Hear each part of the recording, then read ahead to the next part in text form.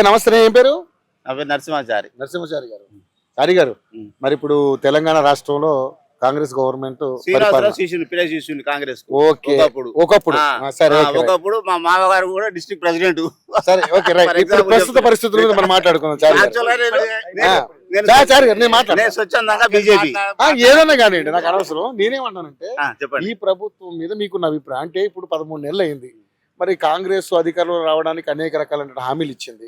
So ముఖ్యంగా మీ కోమటిరెడ్డి వెంకటరెడ్డి గారు కూడా అనేక రకాల హామీలు ఇచ్చాడు. ఆయన కూడా మినిస్టర్ అయిపోయాడు ఇప్పుడు. సో ఎలా ఉంది ఆయన పరిపాలన పరిస్థితి తీరు ఎలా ఉంది? అట్లా కాదు, కోమటిరెడ్డి కాకుండా కూడా ఉత్తమ్ కుమార్ రెడ్డి ఉన్నాడు. ఇంకా ఈయన వరకు ఈయన మేనేజ్ చేసుకుంటూ చేస్తుండు, వీళ్ళని మేనేజ్ చేసుకుంటుండు. ఈయన 5-6 మినిస్టర్లను మెయిన్ ఇంపార్టెంట్ ఉన్న లీడర్లను మేనేజ్ చేసుకుంటుండు. అది ఎంతవరకు సక్సెస్ అవుతాడో అంతవరకు కంటిన్యూ అవుతుంది. అంతే, ఎంతవరకు సక్సెస్ అవుతే అంతవరకు అంతే అంతే. తర్వాత తీసి పక్కన పెడతారు. ఆటోమేటిక్ గా somebody will come. Okay okay. మరి ఎలా ఉంది మరి 6 గ్యారెంటీల విషయం ఎలా అనిపిస్తుంది మీకు? 6 గ్యారెంటీలు దాంట్లో ఏం సక్సెస్ చేసిండని మీరు చెప్పండి. మరి మీరే చెప్పండి. దాంట్లో నేనైతే అనుభవించేది ఏం లేదు. బస్సు అన్నారు, ఉచిత కరెంట్ అన్నారు, 200 యూనిట్ కరెంట్. అవునా? అది ఇంప్లిమెంట్ చేస్తారు ప్రెసెంట్ అయితే. ఇది బస్సు అయితే ఇంప్లిమెంట్ అయితే, కరెంట్ అయితే ఇంప్లిమెంట్ అవుతుంది నాకు తెలిసినంత వరకు అయితే. అందరికి వస్తుందా? అందరికైతే వచ్చేకాడికి వస్తుంది. ఆల్రెడీ అంతకుముందు ఉన్న దాని ప్రకారంగానే 50% వస్తుంది నాకు తెలిసినంత వరకు అయితే. సరే ఫ్రీ బస్ అన్నావు, అది తర్వాత సంగతి. సో మరి గ్యాస్ కూడా ప్రెసెంట్ అయితే 50% వస్తుంది సార్. కొంతమందికి అయితే 50% అయితే వస్తుంది, సబ్సిడీ వస్తుంది. అది యాజ్ పర్ లీగల్ గా ప్రకారంగా ఇక అన్ని దాని ప్రకారంగా అంటే ఎలిజిబుల్ ఉన్న దాని ప్రకారంగా 50% అయితే వస్తుంది. మిగతా అందరికైతే రావట్లేదు. కాకపోతే మరి బాబాయ్, మరి ఇప్పుడు మరి 13 నెలలు అయింది కదా, మరి కాంగ్రెస్ ప్రభుత్వం మీద వ్యతిరేకత వస్తుందని చాలా మంది అంటున్నారు. ఎందుకంటే సక్సెస్ఫుల్ గా అన్ని పథకాలు చేయలేదు. ఇప్పుడు నువ్వు అది ఏరుకుంటున్నావు, అటు పిచ్చోడు ఎరుకున్నా అంటాడు నువ్వు, కానీ నువ్వు పిహెచ్డీ చేసి ఉంటావు. పబ్లిక్ ఏమనుకుంటారు, వేరుకుంటుండే రాటరు ఫర్ ఎగ్జాంపుల్. దానికి మనం ఏం సమాధానం చెప్తాం చెప్పండి. మీరు వాటే కదా, మీకు ఏమనిపిస్తుంది పరిపాలన? చెల్తే కదా గాడికి అంతే, అంత నాకు తెలిసి మీరేమని అనుకోండి. మీరే పెద్ద ఆశించినంతగా లేదు. అక్కడ ఉంటే కదా ఉంటే కదా ఉన్న కాడికి అని స్వహా అయిపోయినాయి. స్వహా చేసిండు. కరెక్టే కానీ మరి వీళ్ళకి తెలియదు అంత ముందు ఇక్కడ లోటు బడ్జెట్ ఉందని తెలిసి. లోటు బడ్జెట్ ఉన్నదే, హామీలు ఇచ్చారు. పదవులు కావాలి కదబ్బా, పదవులు కావాలంటే హామీలు ఇవ్వాలి. అంతే మరి తప్పదు. సరే ఓటేసినోడు పిచ్చోడు.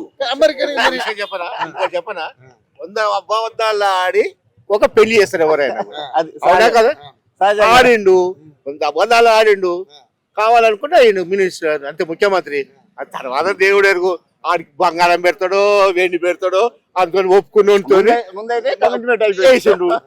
అంత అదనమాట ఆయన దగ్గర ఉన్న సిద్ధాలు ఉన్న వాస్తవం ఇది అదే అనమాట. అంతే 100 అబద్ధాలు ఆడో పెళ్లి చేయాలనుకుంటే 100 అబద్ధాలు ఆడు పెళ్లి చేసిండు. కట్నం ఇస్తాడో కాలు ఇస్తాడో 5 సంవత్సరాలు కాదు, ఆఖరికి అది విడిపించుకున్న దానికనైనా కూడా మొగటి పెళ్ళాలి పెళ్లి హామీ ఇచ్చిన తర్వాత విడిపోయిన 13 నెలలకి ఇంత వ్యతిరేకత వచ్చినప్పుడు 5 ఏళ్ళు నా ఎక్స్పెక్టేషన్ ప్రకారం 5 ఏళ్ళు అయితే మన రేవంత్ అయితే ఉండకపోవచ్చు అని నా నమ్మకం. మరి ఎవరు వచ్చే అవకాశం ఉంది? సరే ఎవరు వస్తారని ఉండకపోవచ్చు అని నా అభిప్రాయం. ఇంకొకటి సారు 5 ఏళ్ళు కాంగ్రెస్ ప్రభుత్వం వెళ్తాడు, ప్రభుత్వం అయితే ఉంటాడు. ఇప్పుడు ఈయన వచ్చిండు, ఈయన ఒక పద్ధతిలో నడిపించిండు. రెండోగా ఆయన వస్తాడు, ఆయన కొన్ని అది కూడా నడచాలని ఇంకోటి వస్తాడు. ఇప్పుడు ఇంకోటి చెప్పదా సారు, మన ఇప్పుడు ప్రస్తుతానికి తెలంగాణలో 37 మంది కొత్త వాళ్ళు అయ్యారు. మిగతా వాళ్ళు ఎవరు? పాతోళ్ళు అనుభవం ఉన్న వాళ్ళు దాంట్లో ఎంతమంది? అంటే 15 మంది కంటే ఎక్కువ లేరు. దాంట్లోనే వాళ్ళు అనుకోండి నేను ముఖ్యమంత్రి కాదా లోపల వాళ్ళు అనుకుంటున్నారు. బయటికి ఏమైనా కూడా పేరుకు రేవంత్ రెడ్డి పేరు చెప్తాం, అంతే మించి ఉంటుంది. 5 ముఖ్యమంత్రులు పేర్లు చెప్పరా? ఫస్ట్ మా కోమటిరెడ్డి వెంకరెడ్డి, సెకండ్ బట్టి విక్రమార్క.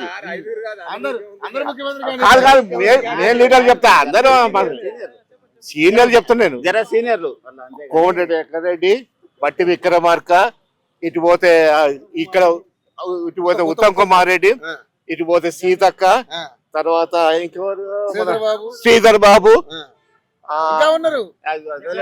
ఈయన పేరేం పేరు పొంగులేటి శ్రీనివాసరెడ్డి లేదు, ఆయన లేదు అంతా దామోదర్ రాజనరసింహ ఉండి ఇక్కడనేమో తెల్లటైన లేడు. జగ్గారెడ్డి గెలవనే ఆడే మాట్లాడుతున్నట్టు అదే లేదు. మన కాదు కాదు మన రవాణా శాఖ మంత్రి ఈయన మన పొన్నం ప్రభాకర్ కూడా ఉన్నాడు. వీళ్ళల్లో మెయిన్ విమర్శించే దాంట్లో మాట్లాడే దాంట్లో నేనేమంటున్నానంటే, సరే ఇంతమంది ఉన్నా మరి ఈ ప్రభుత్వాన్ని నడిపించే తీరు ఎవరి దగ్గర ఉందంటున్నావు? మంచిగా బట్టి విక్రమార్క దగ్గరనే ఉన్నది. దీనివల్ల మాట్లాడటం వల్ల దేంట్లోనైనా కూడా ఆయన అనవసరమైన మాటలు మాట్లాడు, అనవసరమైన ఉన్నది. ఒక పరిపాలన, ఒక ప్రభుత్వాన్ని ఏ విధంగా మాట్లాడలే, ఒక లీడర్ అంటే లీడర్ ప్రకారం మాట్లాడతారు. రెండోది సెకండ్ ఉత్తమ్ కుమార్ రెడ్డి కూడా అంతే, ఇట్లా విమర్శిస్తుడు, తిట్లు వీట్లు, ఒక వ్యక్తిగతంగా ఏ విధంగా ఉండాలనేది ఆయన ఫస్ట్. అది ఒకవేళ ఆయన పోయినట్టయితే బట్టి విక్రమార్క మంచి ప్లేస్ మనిషి నా ఉద్దేశం.